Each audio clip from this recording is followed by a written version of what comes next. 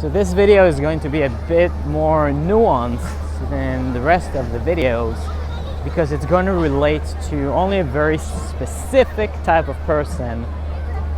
And if you ever get that feeling like you need to run away from things, like certain people scare you, certain events frighten you, and you feel like you have to retreat, you have to escape. In this video, I'll explain to you why that happens and how to deal with threats, whether it be people who are like your critics, people you're running away from, things you're afraid to deal with, drama, maybe people you're scared of. Now, why does this happen? Why does this phenomena happen? Basically, it's a response that we sort of got once we were little. Maybe we escaped from something, maybe we made a lie, and that helps us escape from whatever happened to us.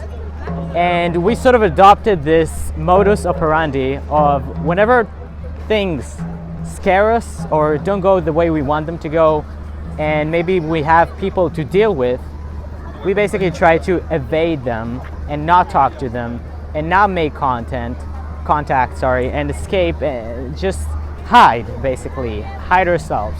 This obviously goes in full contradiction with the mentality of wanting to get attention, which is the basis of influence. So how do I deal with it? And this took me many years of running away from people to learn. This has been so hard for me to learn, and it took years of failures and feeling bad and being shamed and running away from people. But I cracked it. I cracked the code to solve it. The way you solve it is by creating reality with the person that you're trying to escape from. Now, what does this mean?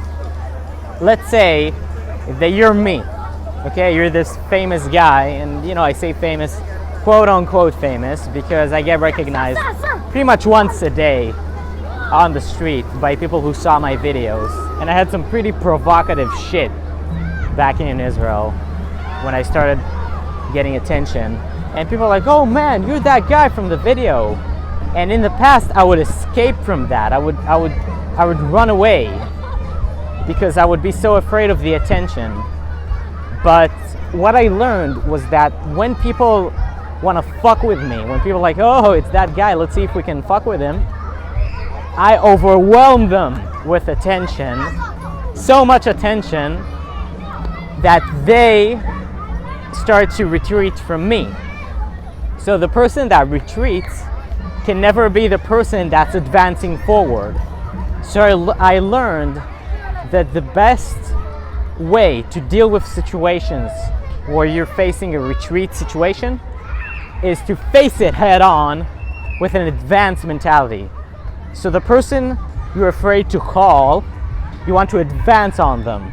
That person that scares you, instead of running away from them and creating resistance, which will give them the power, you want to start advancing towards them, and you want to do it as intensively as humanly possible. I'll give you an example that happened just now. So as you probably see, there's quite a big commotion here, a lot of people, and when I say people recognize me in the streets every day, that's when the streets are not crowded. When the streets are crowded, I get recognized a lot because Israel is fairly small, especially kind of the center cities. That's where all the people that watch my videos are at. So I was coming out of the gym and I had people like, oh, Robbie, the guy that made the video, come here. And basically I can tell fully well by now, because I know when people have like good intentions and when they have bad intentions, that they want to like fuck with me, that they're like, oh yeah, let's call him here and see, if we can make him react or something. So instead of being like, oh wait, let's not come, I don't know, it's and just come half-hearted, I'm like, bam, I'm like, yeah, what's up? And then he's like, well, because he was already taken back, he's like, well, the girl here, she thinks she's your fan. I'm like, oh yeah? You want a picture? You want to take a picture? Let's take a picture. So I basically, I don't want to make this sound aggressive, but I'm overemphasizing this. How I basically, instead of reacting to them like, oh, you want a picture? Yeah, okay, yeah, anything. I basically overwhelmed them with my presence, like advancing towards them. And this happened to me in so many different areas of life. And what this does is that it takes you out of this mental fog where you're like, oh my God, what's going on? I don't know what to do. What is this? Oh no. Oh my God. How do I escape? No. Oh no. Oh no. What is he going to say? Oh no. And basically it puts you in the moment and it allows you to fully advance towards that person and overwhelm them. And usually then they start reacting to you and you actually get so empowered. You feel so good after, because you basically took a situation where you would normally react and you actually turned it into a situation where you were empowered. So anytime in life we have these kinds of situations, again, sorry for not providing as many examples as I may have wanted to, but anytime you're in this kind of situation, remember to always advance towards the things you're afraid of rather than retreat, because when you advance, that's when you get empowered and you basically see that you're more powerful than that thing that you're afraid of. You can actually overtake it. Nothing will happen to you. It will give you so much confidence and so much bravery to move on to the next conquest. So I hope this helps. Ask me any questions if you have. Subscribe if you haven't. Thanks for watching. One last point I wanted to make regarding the whole retreating agenda. Look, just because you feel something, okay, just because something is, there's an emotion in your body that says something, does not mean that this is the reality of the situation and this is how you have to act. Just because you think of your girlfriend and you become jealous does not mean you have to act in a jealous way. Just because something scares you does not mean you have to act scared and run away. You can be scared and do it anyway. You can be, something can feel frightening to you, and what frightening means is automatically means you classified it as bad. But it can feel frightening while actually being very, very beneficial. Maybe the person you're scared of could actually be a person that you should meet, or maybe just in general, just being scared, it's pointless, and if you run away because you're scared, you'll never actually find out that there was nothing to be afraid of.